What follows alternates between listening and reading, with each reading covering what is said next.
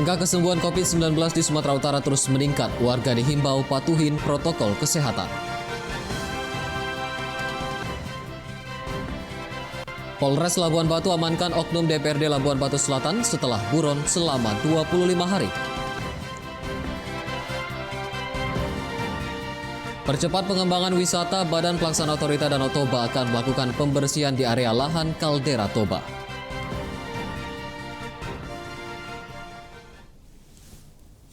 Halo pemirsa, senang sekali kami dapat kembali hadir di hadapan Anda dalam program Wajah Sumut edisi Kamis 27 Agustus 2020. Selain 3 berita utama tadi, kami juga telah menyiapkan informasi menarik lainnya selama 30 menit ke depan. Bersama saya Dana Pangaribuan, kita sambut Wajah Sumut selengkapnya.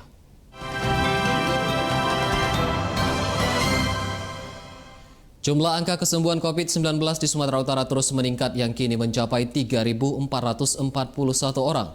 Warga diminta untuk terus mematuhi protokol kesehatan guna memutus rantai penyebaran COVID-19.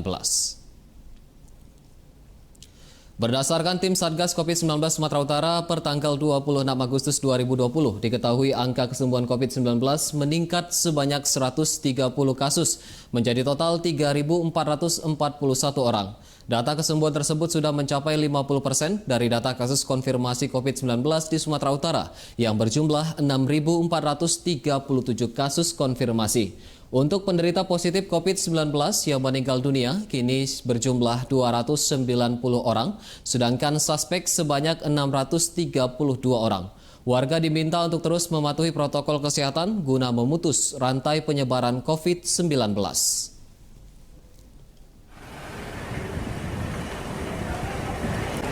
Angka kasus konfirmasi COVID-19 di Kabupaten Deli Serdang terus meningkat yang kini sudah mencapai 775 kasus konfirmasi. Upaya pencegahan lewat deteksi dini terus dilakukan guna memutus rantai penyebaran COVID-19. Data tim Satgas COVID-19 Deli Serdang per tanggal 25 Agustus 2020, kasus konfirmasi sudah mencapai 775 kasus di Deli Serdang. Dari kasus konfirmasi positif, 407 orang dinyatakan sembuh, 50 orang meninggal dunia, sedangkan 252 lainnya masih menjalani perawatan di rumah sakit. Guna memutus rantai penyebaran COVID-19, tim Satgas terus melakukan deteksi dini, baik dengan pemeriksaan rapid maupun swab, khususnya di 10 kecamatan dengan angka kasus tertinggi di Deli Serdang.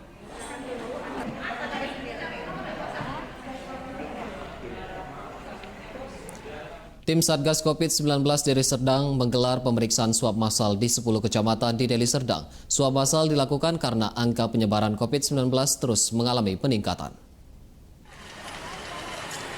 Menurut juru bicara Satgas COVID-19 Deli Serdang, Dr. Ade Budi Krista, pemeriksaan swab massal dilakukan di 10 kecamatan yang memiliki catatan tertinggi penyebaran COVID-19 di Deli Serdang. Dari 10 kecamatan tersebut terdapat sejumlah kecamatan dengan kasus penyebaran tertinggi, di antaranya Kecamatan Percut Setuan, Sunggal, Tanjung Morawa, dan Kecamatan Patumbak Deli Tua. Guna menekan angka penyebaran COVID-19, Satgas COVID-19 melakukan swab massal sejak tanggal 25 Agustus hingga 31 Agustus mendatang dengan target sebanyak 12.000 orang. Dari hasil swab tes yang dilakukan, telah ditemukan 8 orang warga yang terkonfirmasi positif COVID-19 dari 2 hari pelaksanaan uji swab massal. Uji swab PCR dilakukan untuk memudahkan Satgas COVID-19 Deli Serdang dalam melakukan antisipasi penyebaran COVID-19 yang terus mengalami peningkatan di wilayah Kabupaten Deli Serdang. Sudah di testing dengan swab PCR. Kita lakukan di 10 kecamatan karena 10 kecamatan ini yang memiliki angka kasus yang tertinggi di Kabupaten Deli Serdang. Yang paling tinggi itu di Kecamatan Percut Setuan, ya, kemudian Kecamatan Sunggal, kemudian Tanjung Morawa, Patumbak, Deli Tua. Kebetulan yang semuanya berbatasan dengan Kota Medan. Guna mendukung upaya penanganan COVID-19 di Kota Medan, Ikatan Dokter Indonesia Sumatera Utara melaksanakan gerakan sejuta masker di 2 lokasi di Kota Medan. Sebanyak 4.000 masker dibagikan gratis sembari mengedukasi masyarakat akan pentingnya penggunaan masker. Gerakan sejuta masker dilaksanakan ID Sumut bersama Organisasi Profesi Kesehatan Sumatera Utara di Pasar Tradisional Sambas dan Pasar Ikan Lama, Kota Medan pada Rabu sore. Idi Sumut membagikan 4.000 lembar masker kepada para pedagang maupun pengunjung pasar. Menurut Sekretaris Idi Sumut Dr. Evan Doni, gerakan 1 juta masker masif dilakukan untuk mengedukasi dan mensosialisasikan pentingnya disiplin mematuhi protokol kesehatan, terutama kewajiban menggunakan masker. Diharapkan ke depan masyarakat dapat meningkatkan kesadaran dalam menerapkan protokol kesehatan guna mencegah penyebaran virus COVID-19. Terus kita akan ini berjalan terus sampai ke seluruh cabang yang ada di Sumatera Utara ini. Sampai kapan, dokter? Untuk Medan sampai tanggal 1 September, tapi untuk Sumut mungkin akan bergerak terus. Oke. Pemirsa, usai jeda akan hadir informasi mengenai Polres Labuan Batu amankan oknum DPRD Labuan Batu Selatan setelah buron selama 25 hari. Tetaplah bersama kami.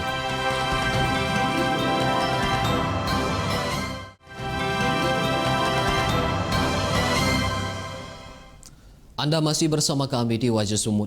Polres Labuan Batu menangkap oknum anggota DPRD Labuan Batu Selatan Imam Firmadi yang sempat buron selama 25 hari. Tersangka ditangkap dalam dugaan penganiayaan berat seorang pemuda Muhammad Jeffriono dengan cara mencabut kuku kaki korban. Oknum anggota DPRD Labuan Batu Selatan Imam Firmadi menjalani pemeriksaan di ruang unit 1 Resum Polres Labuan Batu pada Rabu kemarin.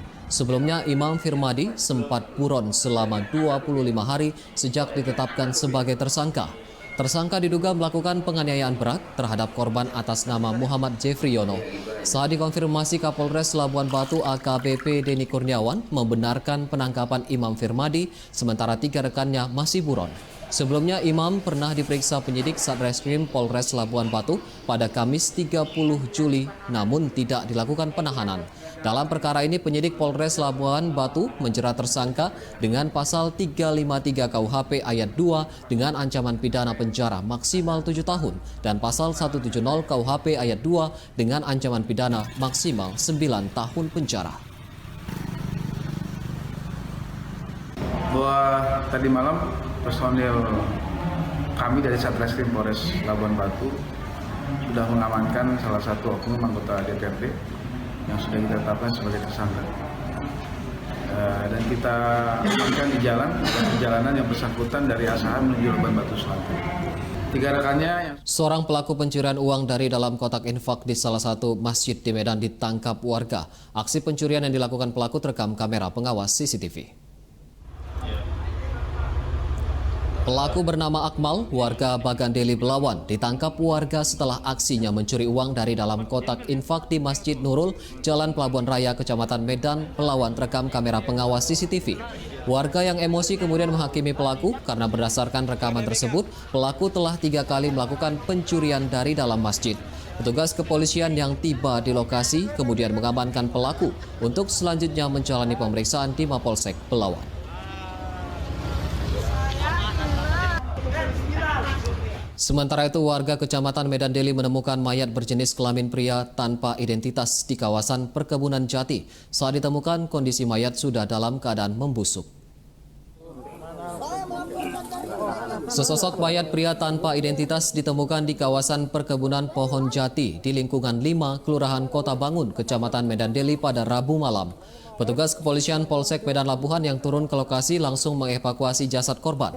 Menurut salah seorang warga, kondisi jasad korban yang mengenakan celana jeans tersebut ditemukan sudah membusuk dan diperkirakan sudah dibuang selama 3 pekan, di mana korban diduga dibunuh lalu dibakar. Kini jasad korban telah dibawa ke Rumah Sakit Bayangkara Medan guna dilakukan otopsi untuk mengetahui kematian dan identitas korban.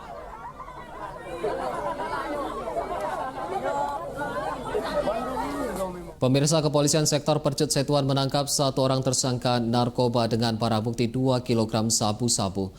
Kepada polisi, tersangka mengaku mendapatkan sabu dari seorang napi di Lapas Tanjung Gusta, Medan.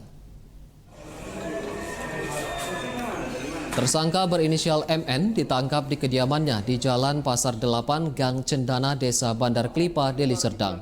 Penangkapan berawal dari laporan warga terkait aktivitas mencurigakan yang dilakukan tersangka.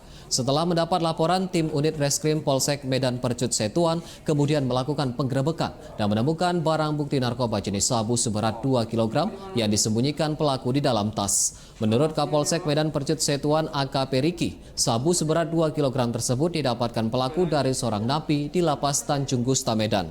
Tersangka dijerat Undang-Undang Narkotika dengan ancaman hukuman maksimal seumur hidup. Didapati barang bukti narkotika jenis sabu ini di dalam 2 bungkus teh Tesina. Dari keterangan tersangka, barang ini diperoleh dari jaringan yang dikendalikan di Lapas. Tersangka Jaksa Penuntut Umum Kejari Labuan Batu menuntut pidana mati terhadap 4 terdakwa kurir sabu seberat 38 kg. Keempatnya diketahui masuk dalam jaringan narkoba internasional. Sidang dengan agenda membacakan tuntutan jaksa terhadap 4 terdakwa kurir sabu seberat 38 kg dilaksanakan di ruang utama Pengadilan Negeri Rantau Prapat, Labuhan Batu. Keempat terdakwa masing-masing Ali Husin, Rian Ardian, Zulkarnain, dan Bambang Saputra, warga kota Tanjung Balai.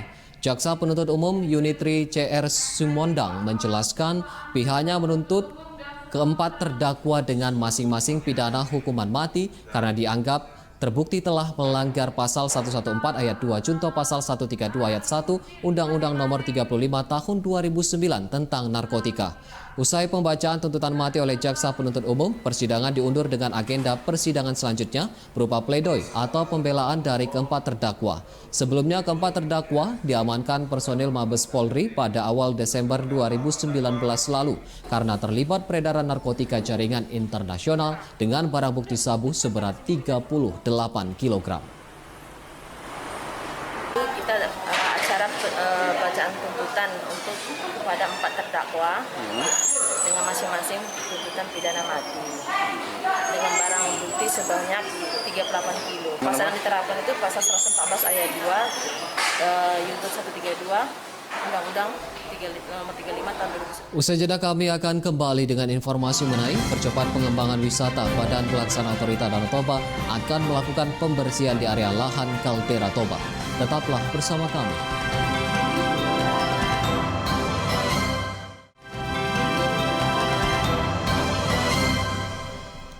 Kembali lagi di Wajah Sumut. Sebagai upaya percepatan pembangunan pengembangan kawasan wisata Kaldera Toba, Badan Pelaksana Otorita Danau Toba atau BPODT akan melakukan pembersihan di area lahan Kaldera Toba. Terkait rencana tersebut, BPODT menghimbau warga yang memiliki bangunan di atas lahan tersebut untuk segera melakukan pembongkaran. Hal tersebut disampaikan Direktur Keuangan BPODT Bambang Cahyo Murdoko dalam acara sosialisasi pengembangan Kaldera Toba yang dilaksanakan di Desa Pardamaian Sibisa, Kecamatan Ajibata, Kabupaten Toba. BPODT menghimbau warga yang memiliki bangunan seperti rumah agar segera melakukan pembongkaran secara sukarela serta menawarkan biaya pembersihan sebesar 5 juta rupiah untuk rumah non-permanen dan 10 juta rupiah untuk rumah permanen. Terhadap rencana tersebut, warga mengajukan keberatan dan menolak melakukan pembongkaran. Warga mengklaim lahan tersebut merupakan warisan keluarga dan leluhur yang telah mereka kuasai sejak lama. Sementara BPODT mengklaim terdapat 28 unit rumah yang berdiri tanpa izin di kawasan Kaldera Toba yang diklaim sebagai milik negara. BPODT mengatakan sosialisasi ini merupakan langkah persuasif untuk menghindari pertikaian dengan warga. Pengetahuan saya udah di pengadilan lah kan. Nah, kalau menangnya kan nampak di sana. Ya itulah yang sebenarnya. Artinya Pak Pahala juga siap jadi saksi untuk dalam kasus ini ya? Siap di mana saja pun. Nah. Puluhan warga desa Tadukan, Kecamatan STM Hilir, Deli Serdang menggelar aksi protes menolak rencana pembangunan tempat akhir sampah di desa mereka. Warga mengaku tidak pernah dilibatkan dalam musyawarah pembangunan TPA yang berjarak 170 meter dari permukiman warga.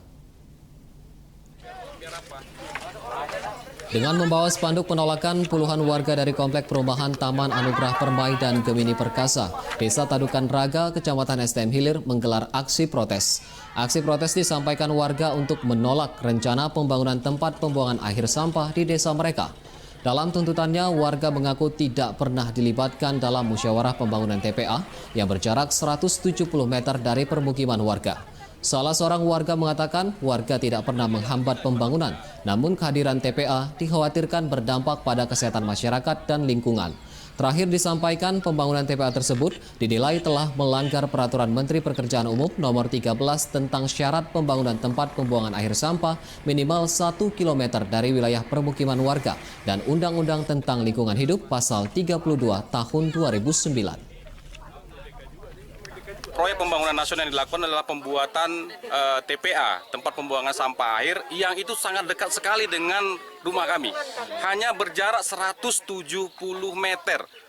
Dan itu pastilah secara tidak sehat untuk kami, untuk warga kami, untuk anak-anak. Ribuan warga dari 4 desa menggelar aksi demo ke kantor Bupati Dairi menolak kehadiran PT Gruti dan mendesak Bupati melakukan pengusulan penciutan kawasan hutan di Desa Parbuluan 6, Kecamatan Parbuluan, Dairi.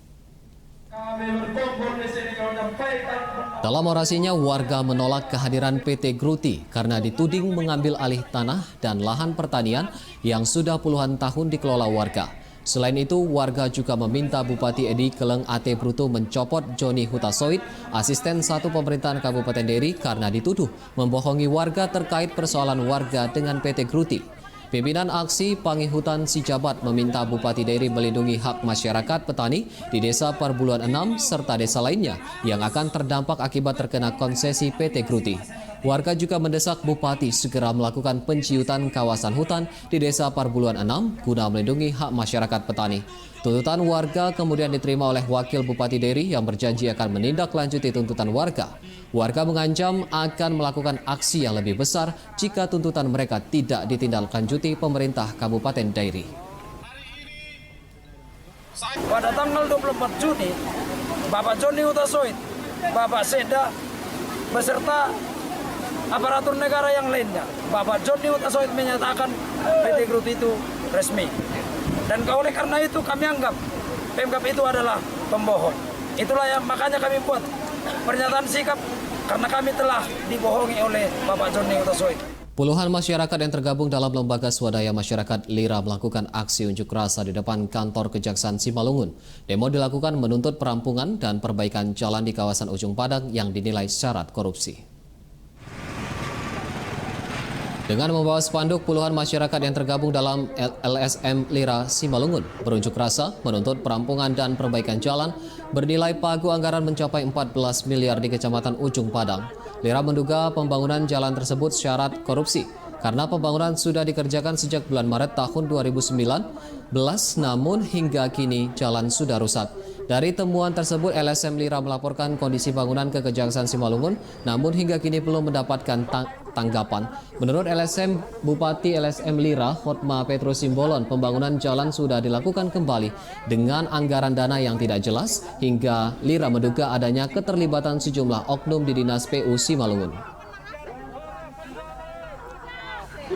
Turunkan dulu ya. Kami mau Bapak terobos ini rusak. Pemirsa, kita beralih ke berita selanjutnya. Kerapatan Indonesia Tanah Air atau KITA Medan mendeklarasikan diri dalam rangka bergerak membantu pemerintah agar negara lebih transparan dan tetap bersatu. Kita berkomitmen bergerak membangun bangsa dengan kritik berbasis data dan melibatkan tokoh bangsa serta generasi muda.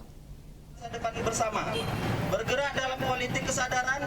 Deklarasi KITA Medan dilaksanakan di depan Monumen Pahlawan Nasional Sisingamangaraja ke-12 Kota Medan pada Kamis pagi. Kegiatan dihadiri langsung Koordinator KITA, Maman Imanul Haq, dan sejumlah tokoh lintas agama. Kota Medan dipilih dalam kegiatan deklarasi karena Medan memiliki karakter masyarakat yang terbuka dan penuh optimisme.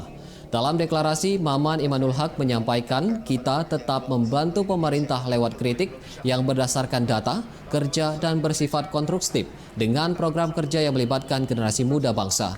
Maman menegaskan bahwa deklarasi kita bukanlah menjadi tandingan untuk kelompok yang memiliki perbedaan, namun lebih kepada tujuan mempersatukan bangsa Indonesia. Kita mengkritisi pemerintah dengan konstruktif, argumen, dengan data, dengan kerja, bukan dengan sesuatu yang pesimistis, melakukan pembelahan. Kita sudah cukup capek di Pilpres. Pilpres ada 01, 02, maka sekarang kita tidak punya pembelahan itu. Yang ada adalah kita Indonesia. Siapapun harus meletakkan itu pada konsep mencintai Indonesia. Sejumlah mahasiswa di Dairi menggelar dialog publik untuk mengisi kekosongan selama berlangsungnya perkuliahan daring. Dialog membahas sinergi pemuda dalam pembangunan yang rencananya akan digelar secara rutin. Dialog publik dengan tema sinergi pemuda dalam aspek pembangunan serta kemajuan Kabupaten Dairi digelar mahasiswa asal Kabupaten Dairi yang tergabung dalam Aliansi Pemuda Milenial Sumatera Utara.